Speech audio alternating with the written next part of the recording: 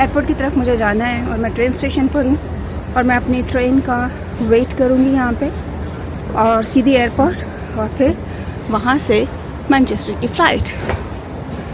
इस वक्त मैं आम्स्टरडम ट्रेन स्टेशन पर प्लेटफॉर्म पर खड़ी हूँ और अपनी ट्रेन का वेट कर रही हूँ जो मुझे एयरपोर्ट लेकर जाएगी और 3 से 4 स्टॉप्स हैं मेरे यहाँ से और 10 से 15 मिनट में मैं एयरपोर्ट पहुँच जाऊँगी। ट्रेन में मैं बैठ चुकी हूँ और मेरे सामने स्क्रीन पर स्टेशंस के नाम हैं जहाँ से होते हुए मैं एयरपोर्ट पहुँचूँगी। ये ट्रेन का टिकट है जी।